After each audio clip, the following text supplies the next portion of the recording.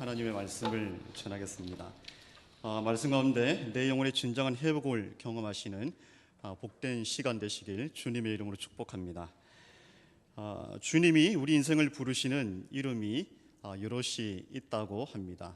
그중 하나가 수고하고 무거운 짐진 자들아, 이렇게 부르십니다. 여러분, 지난 한 주 수고하고 무거운 짐으로 힘든 시간을 보내지는 아니하셨습니까? 지금은 온전한 회복이 되셨는지요? 자, 회복이란 원래의 좋은 상태로 되돌리거나 원래의 상태를 되찾음이라는 뜻이 담겨져 있습니다. 근데 회복은 결코 우리에게 낯선 단어가 아닌 것이죠. 특별히 우리는 종종 몸이 회복되기를 원합니다, 피로가 회복되기를 원합니다 등 이 단어를 자주 사용하고 있습니다. 우리의 회복을 위해 사회는 여러 다양한 방법을 시도하고 있습니다. 특별히 피로 회복을 위해 다양한 음료를 출시하고 있음을 우리가 보는 것이죠. 제가 조사를 해보았습니다. 피로 회복을 위해 으라차차 음료, 그리고 간의 피로 회복을 위한 허브 음료, 빠른 피로 회복을 위한 에너지 음료, 기력 회복을 위한 인산 음료, 카페인이 듬뿍 들어있는 커피, 그리고 전 국민이 사랑하는 바카스 등 이런 것은 우리에게 많은 회복에 도움이 되곤 합니다. 저도 아침에 종합 비타민제와 중고등부 회의 시간 때 커피 한 잔을 마셨습니다. 이렇게 먹는 피로회복제는 일시적일 뿐 시간이 지나면 몸은 다시 피로를 느끼게 되어집니다. 그래서 우리에게 영원한 피로회복제는 없는 듯합니다. 자, 우리는 이 같은 사실을 알지만 필요한 몸의 회복을 위해 습관적으로 많은 시간과 물질을 그런 것에 투자를 하곤 합니다. 자, 그렇다면 우리에게 정말 필요한, 반드시 꼭 회복되어야 할 것이 있다면 무엇이라고 생각을 하십니까? 그것은 바로 우리 영혼의 회복입니다. 영혼, 육체가 아니면서 육체에 깃들여 인간의 활동을 지배하는 이 정신을 가리키는 것이죠. 히브리어는 영혼을 네페시라고 합니다. 인간의 내적 존재, 살아있는 존재, 인간 그 자체를 의미하는 것입니다. 자, 이 네페시가 신약에서는 푸시케로 사용이 되었습니다. 요한계시록에서 이 단어는 죽음 뒤의 삶을 나타내기 위해 사용이 되기도 하였습니다. 자, 인간의 내적 존재, 인간 그 자체라고 할 수 있는 나의 영혼, 때로는 지쳐있지가 않습니까? 그렇다면 지친 영혼의 회복을 위해 어떻게 하십니까? 우리가 함께 이 시간 살펴볼 이 본문의 메시지가 우리에게 정답을 제시해주고 있습니다. 함께 교독한 에스겔서의 저자는 에스겔입니다. 1장 1절과 24장 24절에서 그 사실을 밝혀주고 있습니다. 에스겔의 이름의 뜻은 하나님께서 강하게 하심이라는 뜻이 있습니다. 에스겔은 예레미야처럼 선지자이면서 제사장이었습니다. 그가 바벨론에 있는 유대인들에게 선지자 사역을 시작할 때 그의 나이는 30세였습니다. 그가 예언을 시작할 때는 바벨론의 포로가 된 지 5년째가 되는 해였습니다. 다시 말씀드리면 그의 나이 25세에 포로가 되었고 30세가 되었을 때 선지자 사역을 시작한 것입니다. 자, 남유다를 멸망시킨 바벨론 4번에 걸친 침입이 있었습니다. BC 605년, BC 602년, BC 597년, 그리고 남유다가 완전히 멸망하게 되는 BC 586년. 바벨론은 이때마다 종교 지도자, 관료, 군인, 각종 기술자, 유력 가문 자제들을 잡아갔습니다. 에스겔은 제사장 가문의 출신으로 BC 597년에 사로잡혀가게 되는 것이죠. 에스겔은 포로로 잡혀 마른 뼈와 같이 아무런 회복의 소망이 없는 이스라엘을 하나님이 회복시켜 주실 것이다라는 환상을 오늘 본문, 이 시간의 본문에서 말씀하고 있습니다. 자, 본문에 의하면 뼈, 마른 뼈, 뼈들이라는 단어가 나옵니다. 어떠한 회복의 소망도 가질 수 없는 장면이 연출되고 있는 것이죠. 자, 그러나 여호와의 권능이 에스겔에게 임재하였습니다. 그의 영으로 에스겔을 데리고 골짜기 가운데 두었습니다. 그 골짜기에는 뼈가 가득하였습니다. 하나님의 영은 에스겔을 그 뼈 사방으로 지나가게 하였습니다. 에스겔은 그 골짜기 지면에 뼈가 심이 많은 것을 보았고 뼈들은 아주 말랐던 것을 보게 되어집니다. 하나님이 에스겔을 묻습니다. 인자야, 이 뼈들이 능히 살 수 있겠느냐? 에스겔이 대답하죠. 주 여호와여, 주께서 아시나이다. 우리 본문 3절을 같이 한번 읽도록 하겠습니다. 3절을 같이 읽습니다. 시작. 그가 내게 이르시되 인자야, 이 뼈들이 능히 살 수 있겠느냐 하시기로 내가 대답하되 주 여호와여, 주께서 아시나이다. 주 여호와여, 주께서 아시나이다. 인간적인 방법으로는 불가능한 일이지만 하나님께서 행하시면 가능하다는 에스겔의 말인 것이죠. 자, 하나님은 에스겔에게 마른 뼈들을 향해 자신의 말씀을 선포하도록 전달하십니다. 자, 우리는 여기서 첫 번째 회복을 위한 첫 단계, 그것은 하나님의 말씀이 회복시킨다는 사실을 4절, 5절을 통해서 확인할 수가 있겠습니다. 자, 우리 본문 4절, 5절을 같이 읽겠습니다. 4절, 5절입니다. 시작. 또 내게 이르시되 너는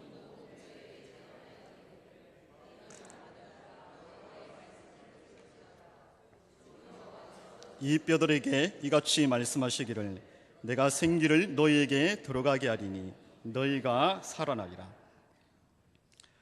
마른 뼈들이 상징하는 것은 바벨론의 포로로 끌려와 메마른 영적인 상태에 있는 유다 백성들을 가리킵니다.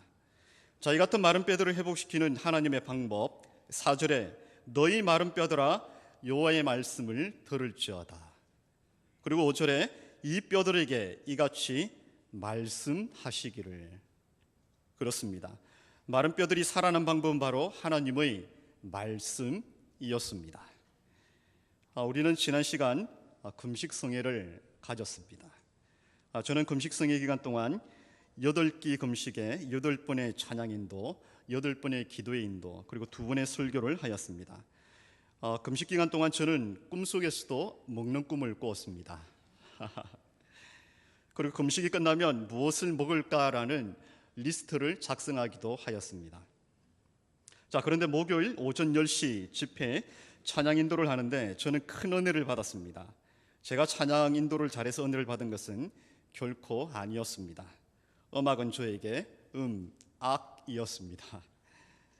자, 찬양의 은혜를 받은 그날은 3월 1일 목요일 3.1절 공휴일이었습니다. 빈자리가 없을 만큼 많은 성도님들이 모이셨습니다. 저는 성도님들이 찬양을 열정적으로 힘있게 하는 모습에 은혜를 받은 것입니다. 저는 찬양 인도 시 어지간해서 손을 들고 찬양합시다라고 말을 하지 않습니다. 그 이유는 그런 행동을 불편해하는 성도님들이 혹 있을 수 있기 때문입니다. 그런데 그날 저는 너무 감격하여 손을 들고 찬양하자라고 하였습니다. 왜 그럴까? 왜 이렇게 하나님께서 찬양의 은혜를 주시는 것일까? 이유는 다른 데 있지 않았습니다. 2박 3일 동안 성도님들이 말씀에 푹 잠겨 은혜를 받으니 찬양에 힘도 있었고 얼굴도 빛났고 열정적으로 찬양하는 것이 맞다라는 결론을 내릴 수가 있었습니다. 그렇습니다. 우리를 회복시키는 것은 하나님의 말씀입니다. 그렇습니다. 살리는 것은 하나님의 말씀이요, 사람을 회복시키는 것도 하나님의 말씀이요, 사람을 변화시키는 것도 하나님의 말씀이요, 꿈과 비전을 갖게 하는 것도 하나님의 말씀임을 믿고 확신하시기를 바랍니다. 우리 과거 한국교회 부흥, 특히 1903년에서 1907년까지 있었던 부흥에 대해서 한번 생각해 보십시오. 이 부흥의 원인 중 한 가지가 두드러진 특징이 사경회와 깊이 관련이 있었다는 데 있습니다. 사경회란 한데 모여 일정한 기간 동안 성경을 공부하거나 성경에 대한 강의를 듣기 위해 모이는 교인들의 모임인 것이죠. 한자로는 사경에, 조사할 사자에, 세로 경자에, 모일 해자로 기록이 되어집니다. 예전에 성경은 가로가 아닌 세로로 기록됐다는 사실을 다 아시잖아요. 저도 오래전 한 집사님으로부터 선물을 받은 성경이 세로로 기록되어져 있는 성경이었습니다. 세로로 기록된 성경을 조사하기 위해 모임, 이것이 사경회였습니다. 이처럼 사경회는 말씀이 읽혀지고 가르쳐지고 해석될 때 심령의 변화가 있었습니다. 하나님의 말씀은 살아있고 활력이 있기에 말씀을 받은 심령을 변화시킨 것이죠. 변화된 이는 또 다른 일을 변화시켰고 그 파급 효과는 매우 급진적이었습니다. 이 변화는 영혼의 온전한 회복을 의미합니다.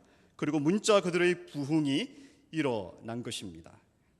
자, 부흥의 한국의 사전의 의미는 한동안 쇠퇴했던 것이 다시 일어남, 또 본래의 상태로 그렇게 되도록 함이라는 뜻이 있습니다. 그리고 부흥의 영어 사전적 뜻은 무언가를 되살리는 것, 신앙적 열정을 다시 일깨움, 또는 신체적, 전신적 활력이나 활동 혹은 생명, 의식이 회복됨을 뜻합니다. 부흥에 대한 이처럼 한국어, 영어 사전의 공통된 뜻은 무엇인가를 되살리는 것, 다시 일어나게 한다는 뜻, 즉 회복한다는 뜻이 담겨 있습니다. 그렇습니다. 우리의 영혼의 회복을 위해 하나님의 말씀이 바로 이 역할을 한다는 데 있는 것이죠. 저는 고등학교 1학년 때 처음 교회를 나갔습니다. 그때 저희 중고등부를 지도하셨던 윤구현 강도사님이 계셨습니다. 아직도 그 교육자 이름을 기억하는 것은 당시 학생들이 그분을 통해 큰 도전과 은혜를 많이 받았기 때문입니다. 설교 중에 요한일서 1장 9절을 어느 날 그 강도사님께서 설교를 하셨습니다. 만일 우리가 우리 죄를 자백하면 그는 미쁘시고 오려사 우리 죄를 사하시며 우리를 모든 불의에서 깨끗하게 하실 것이요. 당시 처음 듣는 그 말씀은 저의 가슴속 깊이 박혔고 저는 그때 그 말씀을 암송하기로 하였습니다. 그리고 저의 연약함과 죄성으로 넘어질 때면 항상 이 구절이 마음속에 떠올랐습니다. 이상하잖아요. 먼 과거 오래전 한번 암송한 말씀은 특정한 상황이 되면 자동적으로 저의 마음속에서 떠오릅니다. 그 말씀을 의도적으로 생각한 것도 아닌데 이 마음에서 하나님의 말씀이 떠오르는 것을 알 수가 있었습니다. 자, 그렇게 떠오른 말씀에 저는 다시 힘과 용기를 얻고 일어섰습니다. 맞습니다. 내가 넘어졌을 때 먼저 저의 영혼을 회복시켰던 것은 부모도 아니었고 친구도 아니었고 바로 하나님의 말씀이었다는 데 있습니다. 이처럼 내 영혼을 회복시키는 하나님의 말씀, 그 하나님의 말씀은 마음을 깨뚫고 종곡을 지르며 죄를 깨닫게 하고 그리고 우리를 위로해 줍니다. 이 모든 것은 동시다발적으로 일어난 것이죠. 말씀은 위선을 드러내고 독성적인 사람들의 심기를 상하게 하며 동시에 지치고 상처받은 사람들을 회복시켜 주십니다. 말씀만큼 우리의 두꺼운 가면을 깨뚫어 볼 수 있는 것은 없습니다. 하나님의 말씀이 인간의 사상을 담고 있거나 인간이 만든 책이라면 다른 책들처럼 이미 오래전 사라졌을 것입니다. 고대 서적을 보십시오. 과거 위대한 조술가들이 집필한 작품을 언급하거나 인용하는 문구를 찾아볼 수 있지만 지금 그 책들은 빛바른 책들로 쓸쓸히 책장에 꽂혀 있지 않습니까? 하지만 말씀은 그토록 오랜 세월에도 완벽하게 보존되었고 지금도 전 세계에서 많은 이들에게 애독되고 있습니다. 풀은 마르고 꽃은 시드나 우리 하나님의 말씀은 영원히 서리라는 말씀 그대로입니다. 그 말씀은 지금도 많은 이들의 마음을 녹화하고 지친 영혼의 마음을 온전히 회복시키는 역사가 일어나고 있습니다. 그래서 말씀하시죠. 여호와의 율법은 완전하여 영혼을 소성시키며 여호와의 정건은 확실하여 우둔한 자를 지혜롭게 한다라고 하셨습니다. 이처럼 내 영혼을 회복시키는 말씀, 그래서 주님께서는 진실로 너에게 이르노니 천지가 없어지기 전에는 율법의 1.1획도 없어지지 아니한다라고 말씀합니다. 율법은 구약의 말씀을 가리킵니다. 구약은 히브리어로 기록되었습니다. 히브리어는 점 하나 찍히는 것에 따라 그 의미가 달라집니다. 바로 이런 1.1획이 없어지는 것보다 천지, 하늘과 땅이 없어지는 것이 쉽다고 주님이 말씀하십니다. 네, 그렇습니다. 하나님의 말씀이 이토록 위대하다라는 것이죠. 서방교회의 위대한 교부 어거스틴이 그가 어느 날 하나님의 말씀의 능력으로 변화된 것은 우리에게 이미 잘 알려진 사실입니다. 386년 8월 어느 날 어거스틴은 이 죄악의 사슬에 묶여있는 자신의 비참함 때문에 무화과 나무 밑에 쓰러져 하염없이 눈물을 흘리고 있었습니다. 그는 마음속으로 부르짖었습니다. 오 주여, 언제까지입니까? 오 주여, 언제까지입니까? 왜 나의 불결함이 끝나지 않습니까? 그때 어디선가 집어들고 읽어라는 노래 소리가 그의 귀에 들렸습니다. 이웃집 아이가 부르는 노래 소리였는데 마치 하나님이 그에게 성령을 집어들고 읽으라는 메시지로 듣게 된 것이죠. 그때 어거스틴이 급히 방으로 가 성경을 펼칩니다. 로마서 13장 13절로 14절이 그의 눈에 박힌 것입니다. 낮에와 같이 단정히 행하고 방탕하거나 술 취하지 말며 음란하거나 호색하지 말며 다투거나 시기하지 말고 오직 주 예수 그리스도로 옷 입고 종력을 위하여 육신의 일을 도모하지 말라. 이 구절을 읽는 순간 확신의 빛이 그의 마음을 비추었고 모든 의심의 먹구름이 사라지기 시작했습니다. 그 자리에서 어거스틴은 자신을 얽매였던 죄악의 사슬에서 벗어나 자신의 삶을 하나님께 의탁할 수 있는 성 어거스틴으로 바뀐 것입니다. 그렇습니다. 무엇이 그를 회복시켰습니까? 하나님의 말씀인 것입니다. 자, 이점에서 우리는 한 가지 마음속에 질문을 할 수 있습니다. 문제는 우리가 하나님의 말씀에 쉽게 노출되어 있고 쉽게 하나님의 말씀을 접촉하지만 우리가 진정한 영혼의 회복을 경험하지 못하는 이유가 무엇인가라는 질문입니다. 이 질문에 대한 정답은 예수님이 말씀하신 4가지 땅에 떨어진 씨 비유를 통해서 우리가 교훈을 얻을 수가 있습니다. 예수님은 씨 뿌리는 비유를 통해 사람의 마음밭의 상태에 대해 말씀하시죠. 씨 뿌리는 자가 씨를 뿌렸습니다. 씨는 하나님의 말씀입니다. 자, 이 하나님의 말씀인 씨가 길가, 돌밭, 가시떨기, 좋은 땅에 뿌려졌습니다. 씨라는 하나님의 말씀은 동일하지만 이 말씀을 받는 밭은 각각 다른 환경이었습니다. 결과 말씀을 통해 풍성한 결실을 한 땅, 그 마음밭은 좋은 땅밖에 없었습니다. 무엇을 의미하나요? 위대한 하나님의 말씀이라도 그 말씀을 받는 마음의 그릇이 좋은 땅이 되지 않으면 아무런 변화와 회복이 일어나지 않는다는 데 있습니다. 그래서 우리는 이 마음밭을 언제나 점검하고 이 마음밭에 하나님의 말씀을 잘 받기 위해 거룩한 경작을 쉼없이 해야 되는 것이죠. 우리 본문 10절 말씀을 보시기를 바랍니다. 이에 내가 그 명령대로 대언하였더니 생기가 그들에게 들어가매 그들이 곧 살아나서 일어나서는데 극히 큰 군대더라.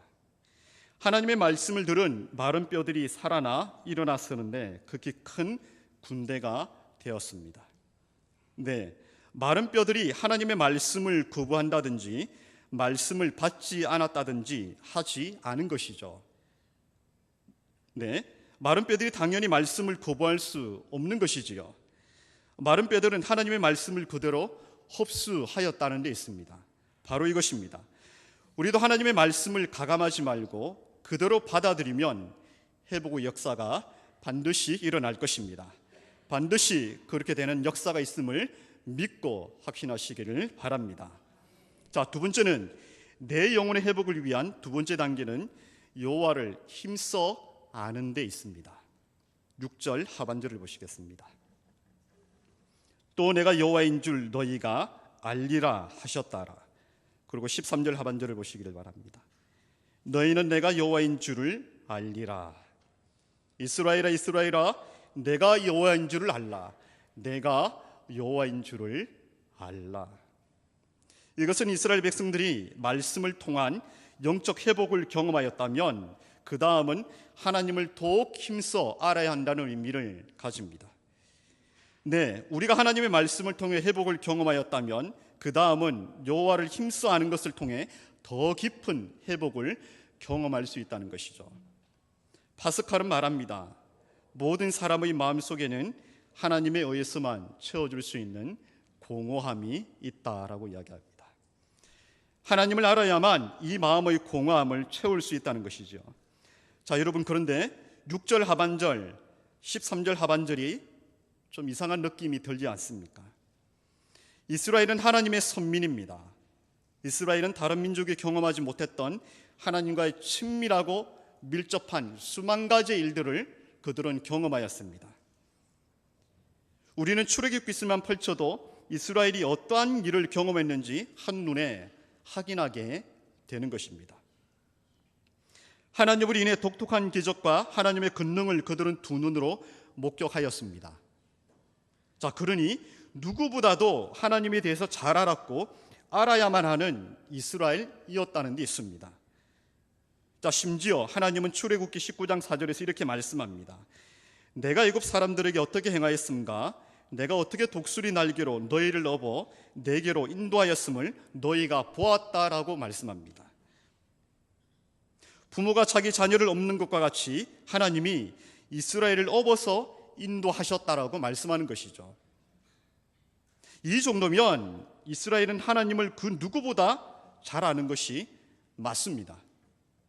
자, 그런데 하나님은 에스겔 37장 6절 13절 하반절에 뜻밖의 말씀을 합니다. 내가 여호와인 줄을 너희가 알라라고 말씀합니다.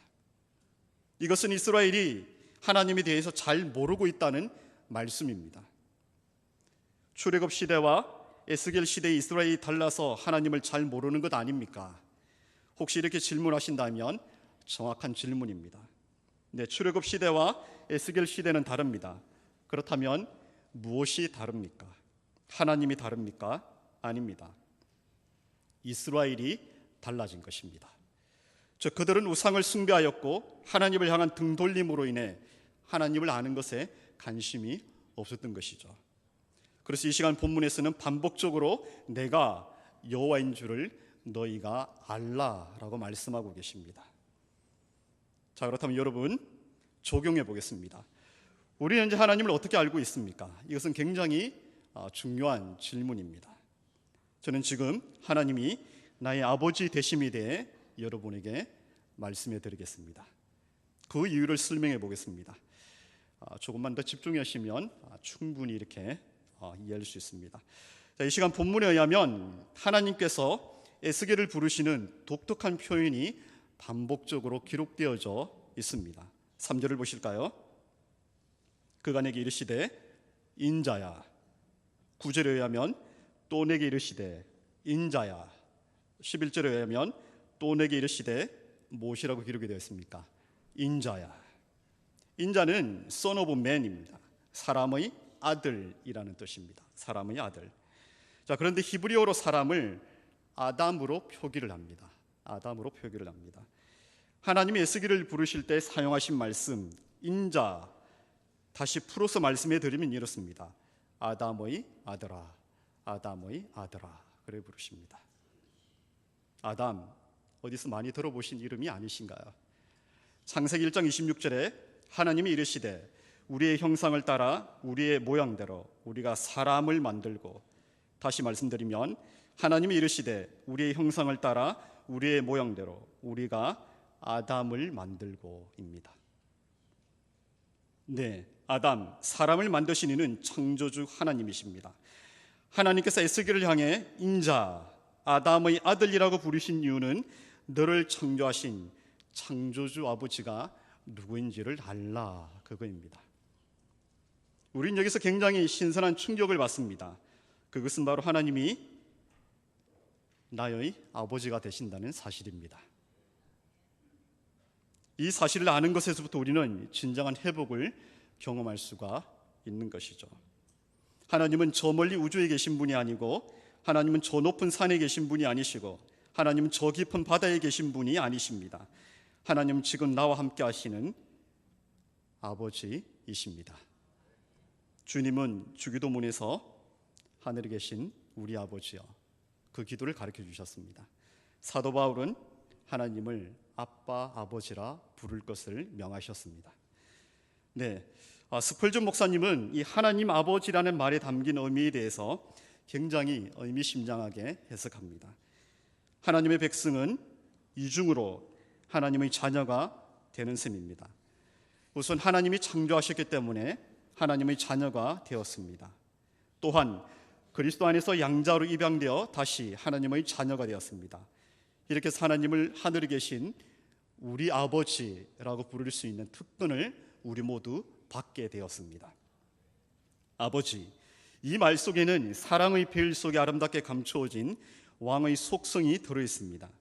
하나님은 왕이시지만 그 얼굴에 나타난 아버지 사랑의 표현 때문에 우리는 그가 쓰고 계신 권위 있는 왕의 면류관을 종종 잊어버립니다. 그리고 하나님 아버지의 손에는 권위를 상징하는 호를 가지고 있습니다. 우리는 그 권위의 호를 휘두르시는 하나님 아버지의 손이 너무나 다정하고 친절하여 엄한 통치를 상징하는 홀에 대해서 때로는 잊어버리고 있습니다.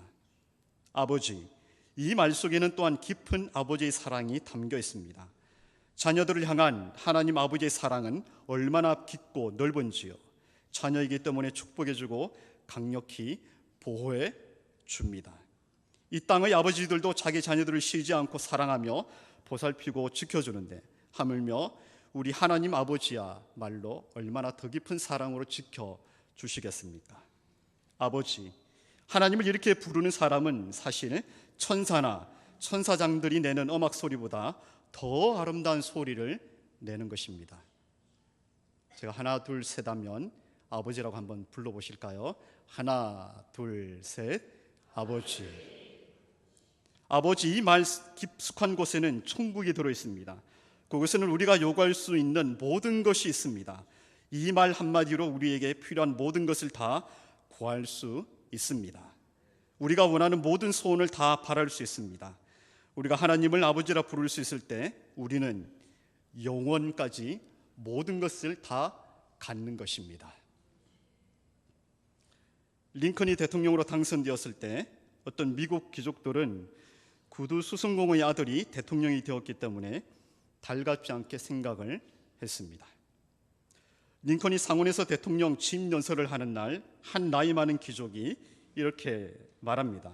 미스터 링컨, 어쩌다 당신이 이 나라의 대통령이 되긴 했지만 예전에 당신이 당신 아버지와 함께 우리 식구들이 구두를 만들었던 그 장본인임을 잊지 말기를 바라네. 또한 여기에는 당신의 아버지가 만든 구두를 신고 있는 상원 의원들이 많이 앉아 있어. 이때 링컨은 이렇게 대답을 했다고 합니다.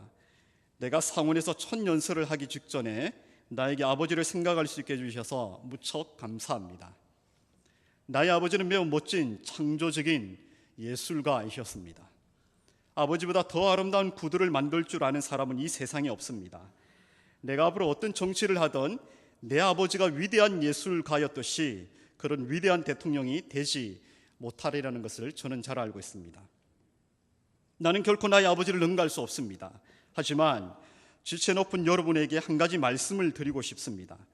만일 나의 아버지가 만들어드린 구두가 여러분의 발에 잘 맞지 않거든 나도 아버지에게 배운 기술이 조금 있으니 저에게 말씀해 주십시오.